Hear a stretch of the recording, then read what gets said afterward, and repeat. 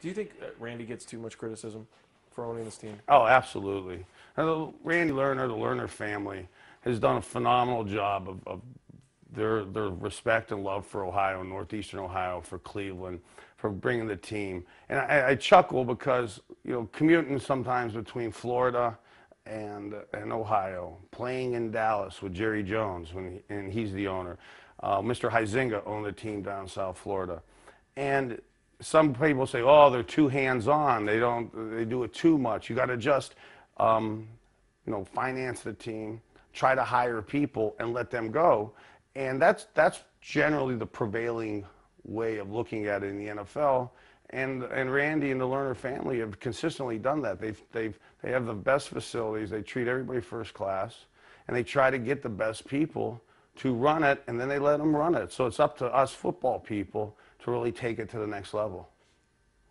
Some fans would say that it's interesting that you know, now you are back with the Browns and doing what you're doing there, but your relationship with Dan Gilbert has been outstanding, and it also lends more credence to being Dan as a better owner in this town. I'm not saying that you got to pit the owners against each other, but Dan understands what it takes to invest in a team and want to win. I mean, look how many people are showing up for a team that set a record number of losses last year.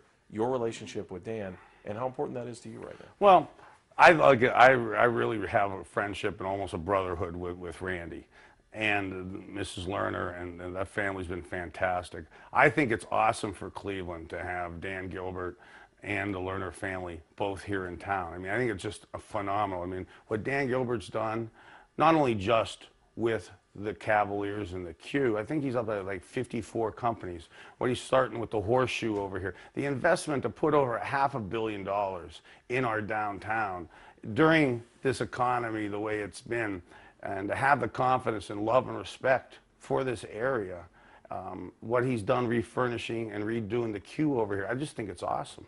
When the casino won and you would spend as much time with him, was that as powerful the night that the casino won as maybe any victory you've ever had on the field? I'm still pretty much a football junkie, so I did enjoy that, and I am really proud to you know, to help Dan Gilbert and his family and the organization. But winning games is still that. There's something about that Sunday afternoon. There's something about 1 o'clock on Sunday playing games that it's indescribable, and that getting and wanting to get the team back into that winning ways is something that, you know, really just sticks in my head. I know I've asked you this before. Did you ever think in a million years you'd be involved in selling baskets? Well, Tammy and the Longaberger baskets, maybe I had a little bit of say in those Cleveland Browns baskets. That's about it. Yeah, I didn't have as much say in those Steeler and Raven baskets though. You can still take those off the shelves. I mean, I'm not trying to do this because you're in the room, but I mean, clearly she's been an unbelievable positive influence in your life. Oh, it's been fantastic help and an unbelievable influence on my family and for my daughters to see a woman who's done what she's done and does what she does and have that type of influence not only on me but my family has been fantastic. And I'm having to follow Ohio State Buckeyes a lot more now because of her. So now do you regret not going to Ohio State because of her? They didn't recruit me. They didn't recruit me. If you can prioritize all the jobs you have in your life, put them in order. Keeping my kids healthy. And then again, all this stuff that I've been doing, I really am proud of what I've been doing and trying to get the new businesses started, getting the teams, helping out the Browns, helping out Mr. Gilbert and all the stuff that's going on around here. And we have a lot of cool things that are starting in downtown Cleveland. And to really be part of a lot of the fiber of the city, and not only just what's going on with the Horseshoe, with the Medical Mart, with the Convention Center. And we have so many cool things going. Mayor Jackson has gotten started down here, and I think we have a chance to really kind of get out of that tough economy that we've been in for the last few years. Can you, a couple other things I just want to talk about. Can you kind of look back at the last couple of years? I mean, you did not have the highest highs in your life over the last couple of years, and yet you've been able to come through this, and just everything feels like it's well, better for you. Andy, that's a great way to ask it. Look, and I try to tell my kids this, and I've always tried to live my life like this. It's not how you handle your successes, but really how you handle adversity. And you're always going to have things that don't go your way. And if you don't fight through adversity, if you don't keep working, if you don't, and when I started with the Hurricanes in 1983, Howard Snellenberger had our team focus on just doing the best you can today, and tomorrow will take care of itself. And if you're able to be honest with yourself, work through issues, and not let adversity get you down, and do your best today, you're going to be in great shape tomorrow.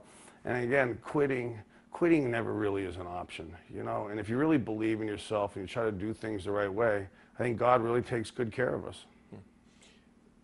Do you get a chance to tell that to people often? I mean, other than just in an interview? I mean, do you feel like you need to spread that word a little bit? No, I don't. You know, as I get older, you know, I don't feel the obligation. If people want to talk about it, or they want to, but the obligation to just constantly pitch yourself or have to present or talk about yourself, I'm proud of what I've done. I'm really proud of it. How do the fans of Cleveland still make you feel personally? Oh, the fans are unbelievable. They're unbelievable. I mean, we did an awesome appearance with the Browns and the Discount Drug Mart and the new store in Strongsville. And the people that come out, the genuine love and respect that they have for, I think, the team and for the Browns over time, and remembering back in the 80s and remembering some of the guys, it makes me feel great. I mean, I'm really proud, you know, really proud and honored. And, you know, I think when we hear people like LeBron leaving and we hear that maybe free agents don't want to come here, you know, I'm really proud that I made that decision to want to be here, play here. God, almost 27 years ago now. You know, it's hard to believe it's that long, but I'm proud to have done that. And I think people respect that and know, because the people that stay in our area really love our area. And if you give it a chance here and you give the people a chance, you're really going to see what an awesome spot we have. How was that night when you came back the first time Miami was here and you guys walked out? I got to tell you, that was probably one of the most special moments I've ever seen in Cleveland sports history, when you guys walked out at the Q the night Miami came back. Yeah, that was it.